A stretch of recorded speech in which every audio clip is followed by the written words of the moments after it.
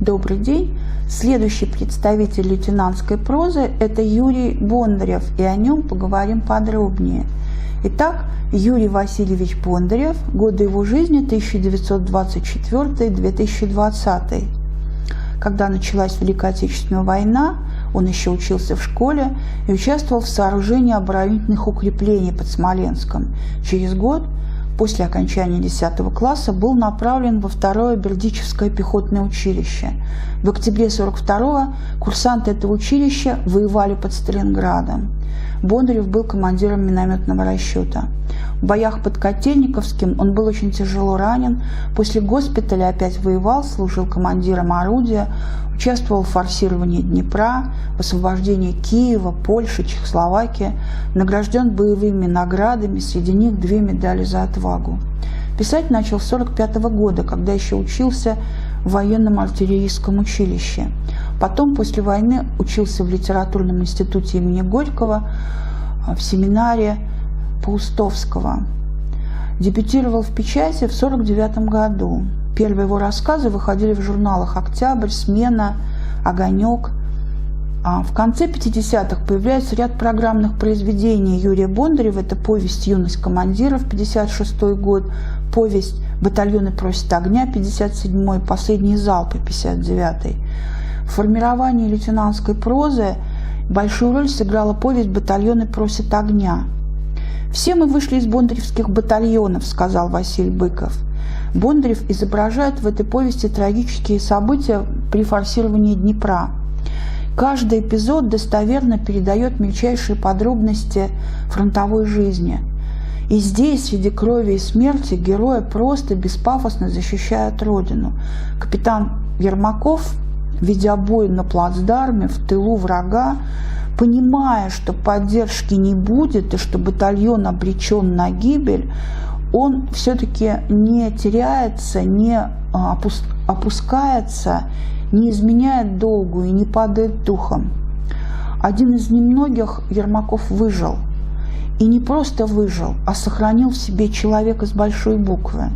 Именно поэтому он имеет право бросить в лицо командиру дивизии Эверзеву, карьеристу, во многом по его вине погиб батальон, такие слова: «Я не могу считать вас человеком и офицером».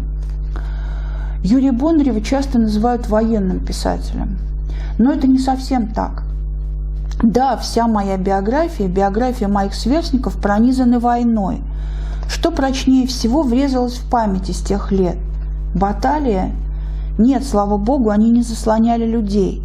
Знаете, что пронзительнее и ярче всего я помню? Лица. Бесконечная череда лиц и голоса людей, писал Бондарев. Человек на войне – вот что прежде всего важно для него. В 70-е годы эта тема «Человек на войне» преобразуется в тему «Человек и война».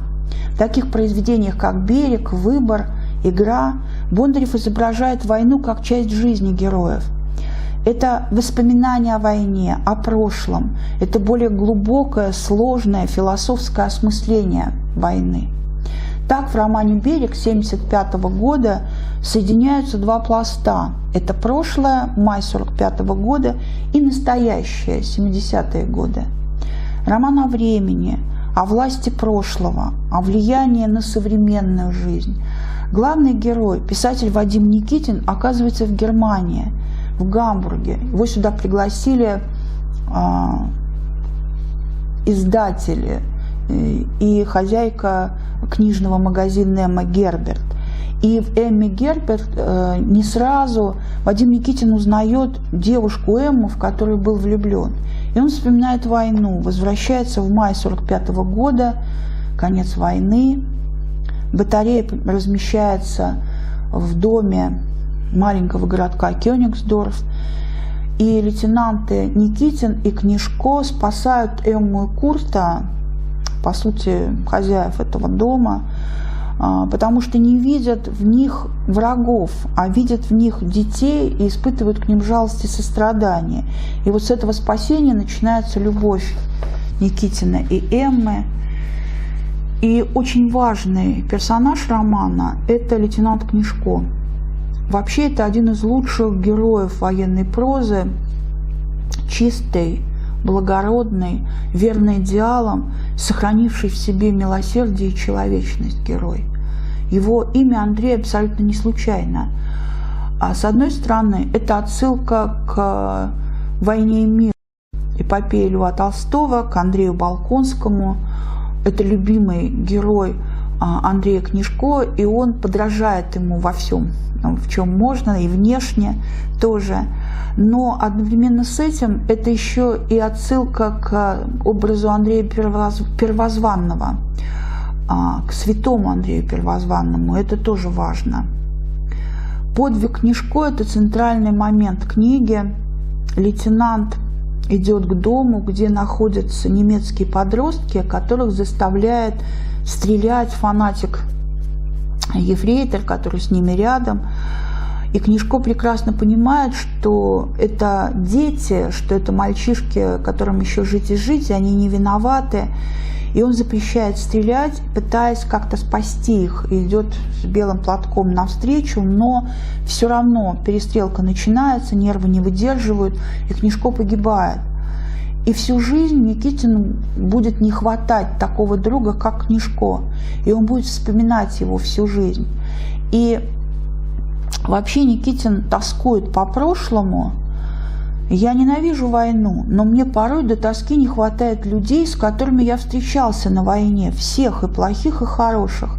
Мы были как разные братья в одной семье.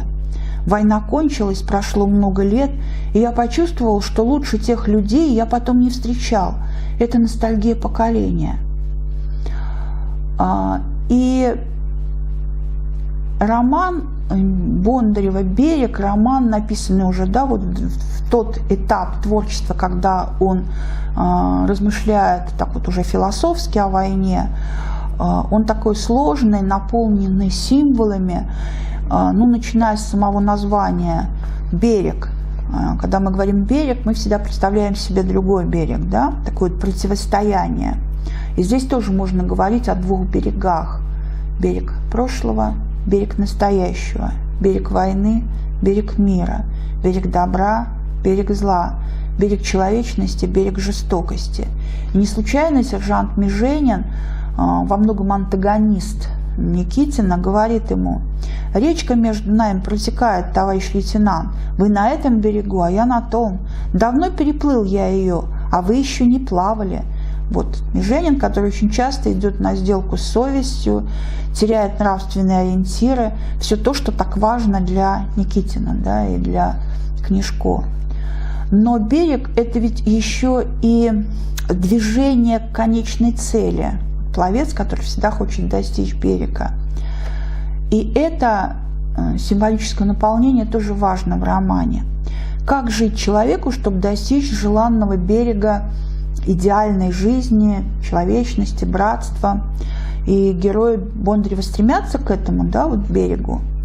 Никитин размышляет об этом, размышляет о сострадании, можно ли им делиться, можно ли взять на себя боль человека.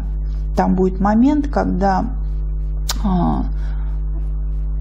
вспоминает Никитин о том, как его семья потеряла сына, который еще совсем маленький был, умер от болезни.